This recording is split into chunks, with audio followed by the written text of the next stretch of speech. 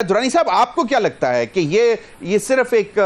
मतलब इसमें कोई there is no solid meat in it, या कुछ there is something cooking behind the scenes? आपके पास इत्तला क्या है? बिस्मिल्लाहिर्रहमानिर्रहीम।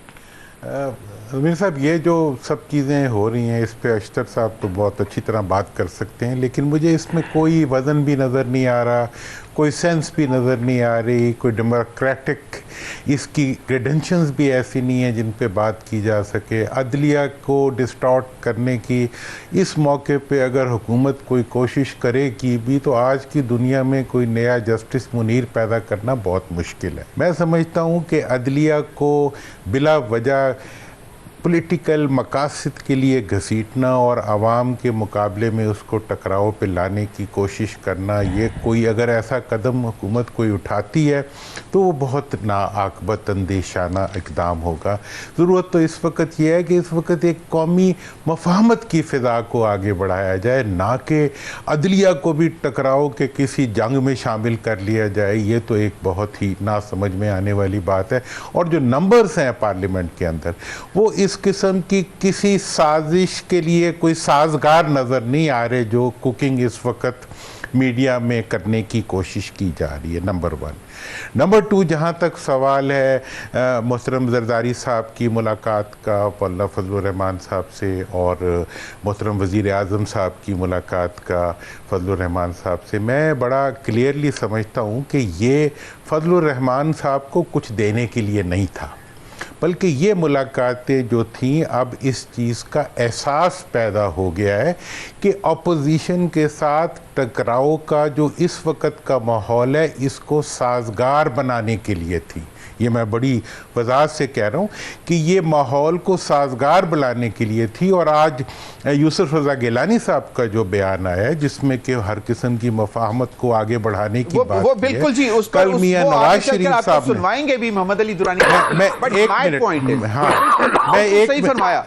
जी जी दुरानी साहब, मैं आपकी तवज्जो वापस मैं ये बताना चाहूंगा कि आप समझते हैं कि माहौल को सिर्फ साजगार बनाने के लिए मुलाकातें हुई हैं। मौलाना फजलुर रहमान साहब से कोई ये जो लेजिस्लेशन हैवी किस्म की करना चाह रहे हैं, एक पैकेज है अदलिया के हवाले से, उसके लिए मदद मांगने नहीं गए थे? आपका ये ख्याल है?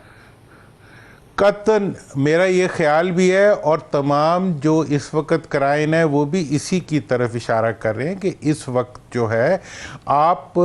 एक सेमाई इलेक्टेड गवर्नमेंट जो है वो अपनी उतनी लेजिटिमेसी नहीं रखती कि वो बहुत बड़ी डिस्टॉर्शन के ज़रिए कोई कॉन्स्टिट्यूशनल अमेंडमेंट कर सके। मुझे इस किस्म का कोई अमल जो है वो मतलब समझदारी पे अपनी नज़र नहीं आता। मैं समझता हूँ कि इस वक्त तो जो कुछ हुकूमत का वक्त है कि वो पीछे हट के माहौल को साजगार करे, चूँकि जो चैलेंजेस इस वक्त हमें दरपेश हैं, दहशत गर्दी से लेके मईशत तक का, वो सेमी मुंतखब और ऑब्जेक्शनेबली मुंतखब हुकूमतें जो हैं वो उसमें रिजल्ट्स डिलीवर नहीं कर सकेंगी। उन्हें आवाम को और आवाम के मुंतखब नुमाइंदों को साथ लेना पड़ेगा ताकि वो मुल्क के मफाद में इकट्ठे आगे लेना पड़ेगा। सही। मोहम्मद अली दुरानी साहब, अब इसको थोड़ा सा समेटते हुए, क्योंकि फिर मैंने अशतर औसाफ साहब से इस पर कमेंट लेना है, क्योंकि अभी जो जिस तरह बात की कि एक 12 जुलाई का फैसला रिजर्व सीट्स के हवाले से वो हुकूमत को इतना परेशान कर गया कि अब इस किस्म की लेजिस्लेशन प्रपोज करने लगे। सो मोटो के हवाले से तब्दीली परेशान नहीं कर गया, वो रिव्यू में गए, वो रिव्यू में गए नहीं सर, वो तो रिव्यू में गए। मैं इस लेजिस्लेशन की, सर ये आईनी तरामीम की मैं बात कर रहा हूं, मैं उस रिव्यू पिटीशन की बात नहीं कर रहा। वो तो उनका था, उन्होंने चले गए हैं, वो लगनी चाहिए थी जिसमें ताखीर हुई है, वो भी आप सही कह रहे हैं, मैं उससे बिल्कुल इत्तफाक कर रहा हूं। मैं दुरानी साहब से ये कह रहा हूं कि ये जो पैकेज है लेजिस्लेशन का, इस हवाले से आपको, क्योंकि दुरानी साहब का ख्याल है कि ऐसी लेजिस्लेशन नहीं होनी चाहिए जो किसी भी इदारे को इस वक्त अनॉय करे, तो दुरानी साहब अब आप मुझे बताएं कि क्या वो फैसला 40 रिजर्व सीट्स देने का इलेक्शन कमीशन का, और उसको अब जो 12 जुलाई का फैसला है उसने इतना परेशान कर दिया कि अब ये जा सकते हैं किसी भी एक्सटेंट तक? मैं फिर अशतर औसाफ साहब से भी जानने की कोशिश करूंगा। पहले तो जी मैं अशतर साहब का भी शुक्रिया अदा करूंगा। आज की इस पूरी खोड़ो साहब का भी डिस्कशन में बड़ी लर्निंग हो रही है, और उन्होंने अशतर साहब ने जो बल्दियाती इदारों के रेफरेंस से बात की है, मैं समझता हूँ कि 73 का आइन बनने के बाद بلدیاتی اداروں کو نہ لا کے کانسٹنٹلی پارلیمنٹ نے بھی اور تمام پولیٹیکل اینٹیٹیز نے بھی آئین کی اور عوام کی اقتدار میں شراکت کو ریٹارڈ کیا ہے، تو اس کی بھی کریکشن ہونی چاہیے۔ موجودہ جو صورتحال ہے اس پہ میں مختصراً بات کروں گا، میں چاہوں گا ان کی بات میں زیادہ سنوں اشتر صاحب کی بھی۔ اس میں جناب گزارش اتنی سی ہے کہ آپ عوام کا حق چھین لیں،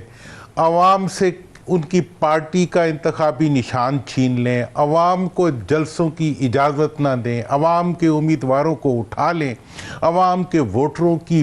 کھٹائی لگائیں اور پولیس کے ذریعے جو ہے پورے الیکشن کے پروسیس کو اڑا دیں، فارم 45 کے بعد 47 لے آئیں، 3 مہینے گزرنے کے باوجود کسی بھی جو اپیل ہے اس کے لیے وہ فارم ہی نہ ہو سکے، وہ ادارہ جہاں پہ ان اپیلوں کی سنوائی ہو، اور اس کے بعد ہمیں قبضے کی سیٹیں ہر صورت میں چاہیے۔ ہمیں عوام کو ان کا جو حق کے انتخاب ہے اس سے محروم کرنے کے لیے ہم قانون کا سہارا لیں، انصاف کا سہارا نہ لیں۔ کو عوام کی آواز کو دبانے کے لیے ہم قانون کے ذریعے عوام کا گلا کاٹنے کی کوشش کریں اور ٹیکنیکل ریزنز کی بنیاد پہ اوپر ہم اس چیز کو ثابت کر دیں کہ جی 2 دن پہلے نہیں دیا تھا،